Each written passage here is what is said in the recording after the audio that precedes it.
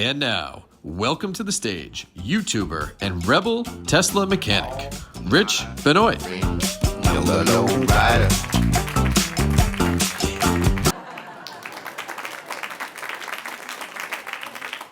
Can everyone hear me okay? Like sound-wise? Sound pretty good? All right. So I feel like an absolute fraud being up here because I feel like I'm not the subject matter expert in anything. Mary and Kathy sent me an email saying, do you want to speak at our conference? And I said, absolutely not. And they said, there'll be free food. And I'm like, okay, I'll swing by for a little bit. So that's pretty cool. But it's just a quick reminiscence of speeches I made in the past. My very first talk I had in front of a group of kids that went to a private school out west. I don't want to say what school it was, but it was a school where the tuition was approximately $60,000 to $70,000 a year for high schoolers.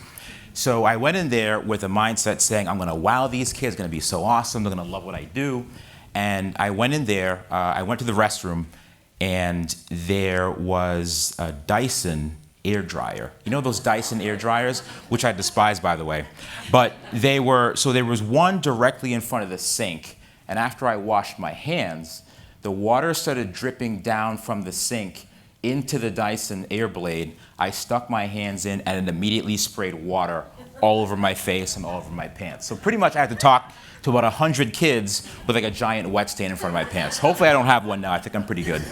But it's funny because I just came here and you have obviously an air blade on the wall, which brings back tough memories. But either way, so my name's Rich, and the last name is pronounced Benoit. The person in Chronicle, butchered it a couple of times, but that's okay.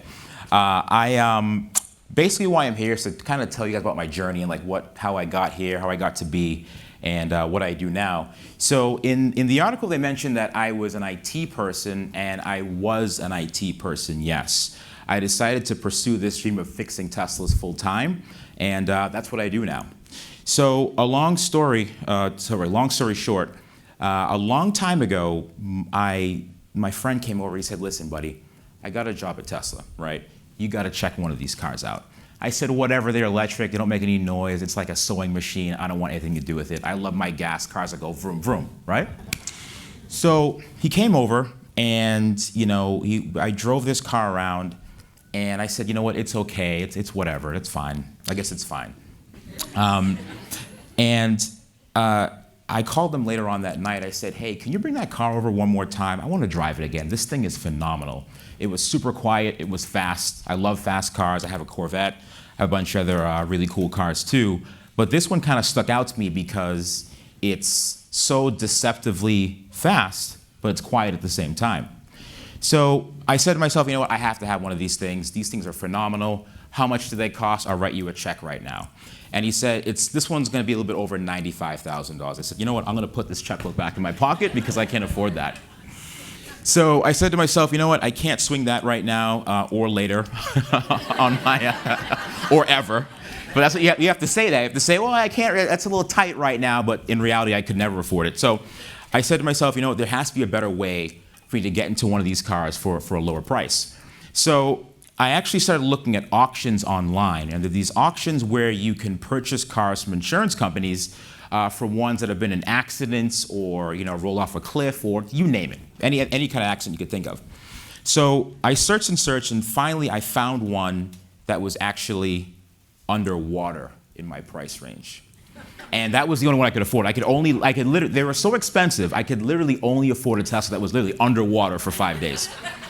So I said to myself, you know what?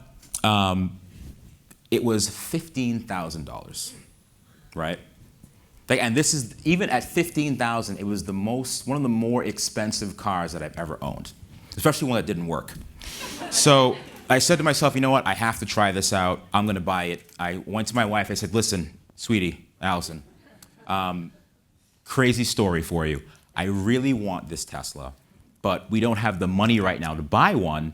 But I want to buy this wrecked one to see if I could fix it, and maybe we'll have a really cool Tesla to drive around. What I'll do, I'll get 10 bags of rice, throw it in the car, and I'll be driving it in no time. It's going to be awesome. I'm a great salesman, by the way. Oh, I was like, okay, sure, awesome. So I purchased the car. It got to my house. Nothing worked at all. Nothing worked. I was freaking out. I said, you know what? This isn't going to work. This is going to be terrible. I called Tesla. Tesla said, LOL, we're not going to sell you any parts because A, you can't afford the parts in the first place, and number two, we don't sell parts to vehicles that we decide were blacklisted, meaning vehicles that were salvaged in an accident or just weren't worth repairing. I said, okay, thank you very much for your time. I didn't say it that nicely, but I was like, okay. So I sat down for a couple of days, and the main motivator behind this was I knew I had to get this car fixed. Okay, I had to figure this thing out. I'm not an engineer. I'm like your basic, first, second level IT help desk guy. I'm like, oh, your computer's broken? Sure. Power off, power back on, pay me, and I go home. That's our secret. Don't tell anyone. So I said to myself, you know what? I'm going to figure this out somehow. And again, the main motivator behind this was I can't hear the words, "I told you so," from my wife. Okay? That was the main motivator. I had to figure this out. What I ended up doing was I thought to myself, the same way that I got myself into this mess, I'm going to get myself out of this mess. I bought a second Tesla, right? A second one at the wonderful price of $15,000. So I have $30,000 of my wife and I's money tied up, right? So at this point, I'm trying to figure out, okay, we have 2 kids together. Which one isn't going to college? We both kind of knew which one it was, but either way. So we selected the child that wasn't going to college. We're like, all right, you're definitely not going, but we didn't tell them yet, obviously. And then, so now, this second Tesla was hitting the front. So I said to myself, you know what? I'm going to do this. I'm actually going to take all the parts from one car, put it in the other, and see if it works, right? Should technically work. It took me about 6 months. So every night after work, after my IT job, I'd come home and work for maybe 3 or 4 hours every night for 6 months. And then I finally got the guts of one car into the other, right? Now, when I tried to get this thing to go, it wouldn't run because it needed the key. So I called Tesla and said, hey, listen, I have one of your cars here. I need the key. Same response, LOL, nice try, and they hung up the phone. I ended up going into the GPS of the car that I purchased. It powered up, and it found the previous owner's address. Weird, right? It's getting weird. I said to myself, you know what? I got to figure this out. I found the person's address. They owned a business. I called them up. I said, hey, this is awkward. I don't even know how to start this conversation, but I just bought your car. And he's like, which one? I go, you had a Tesla that was underwater, right? He said, yeah. He said, this is weird. I said, I know, right? I said, do you have the key? And he said, dude, I threw that thing away a long time ago. Like, I have a different car now, da-da-da, thanks for playing. He hung up. I cried myself to sleep. 2 weeks later, he called me back and he said, dude, I found the key. And I was like, what? I go, send me that key immediately. He said, yeah, how does like $600 sound? I was like, $600 sounds terrible. I said, so we started talking, I kind of whined and dined the guy over the phone. I was like, listen, this is a really big project for me. I appreciate this. I appreciate you.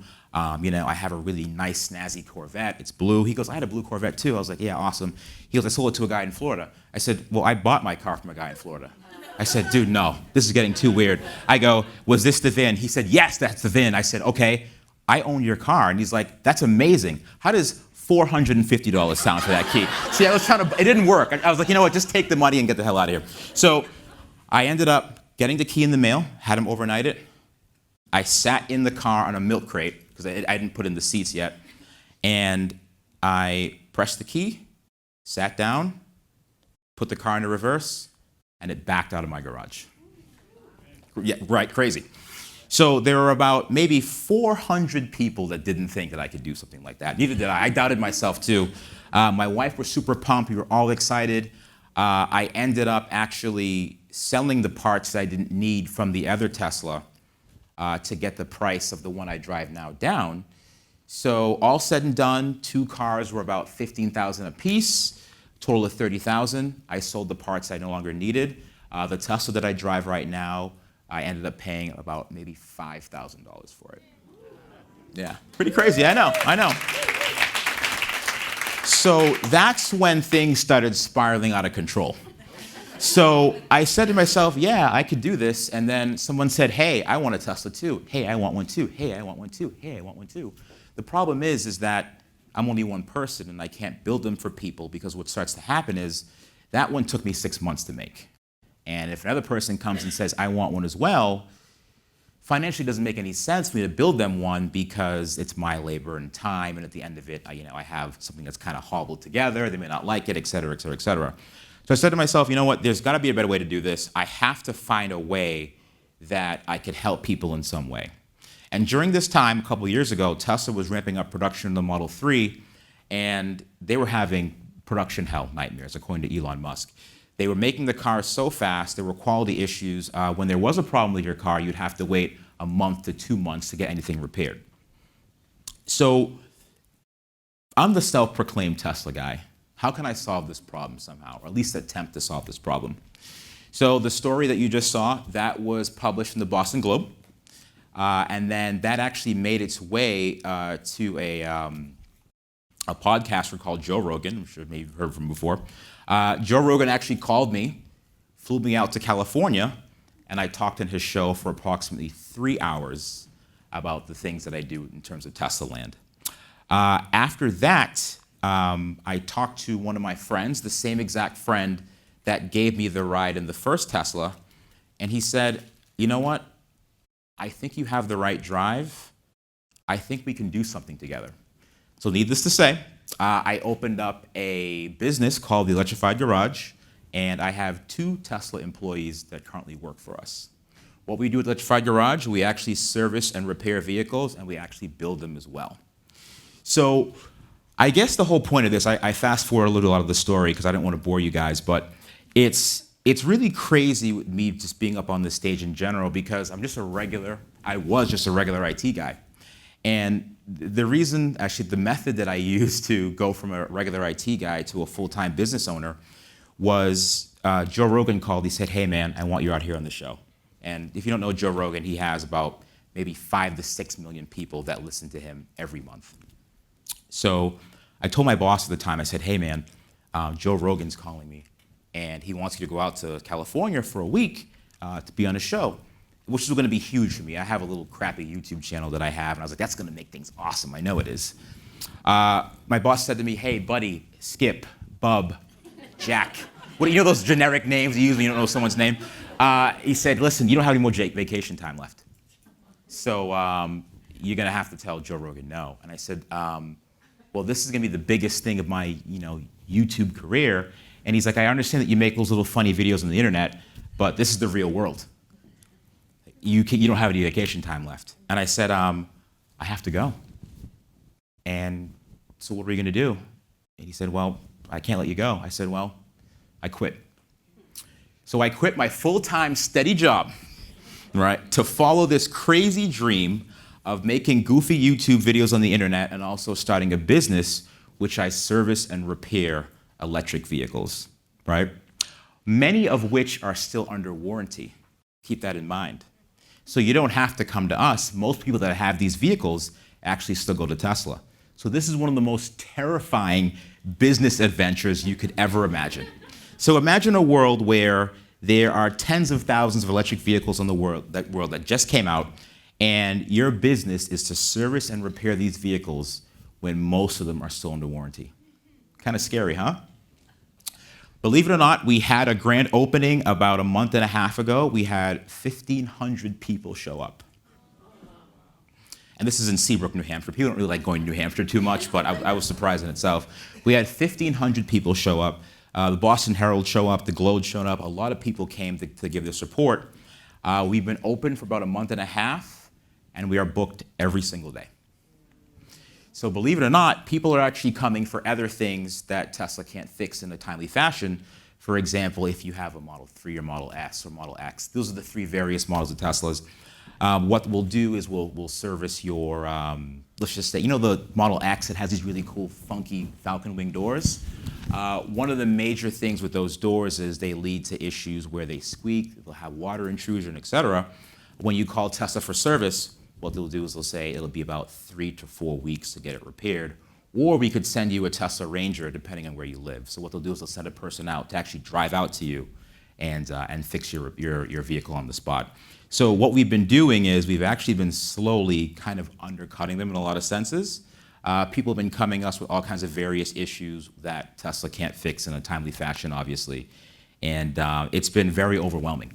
It's a new business venture. I am absolutely terrified of this, but it's going really well so far. And that's kind of, I know I'm running out of time. I have like 0 seconds left, but that's my goofy little story. I have a business. I'm not a polished professional that's at the height of my career or anything. I'm just a regular guy that kind of started all of this. And I'm coming up here shaking because it's really scary. It's really freaking scary. But thanks for listening to my story. I appreciate that. Thank you. Thank you very much.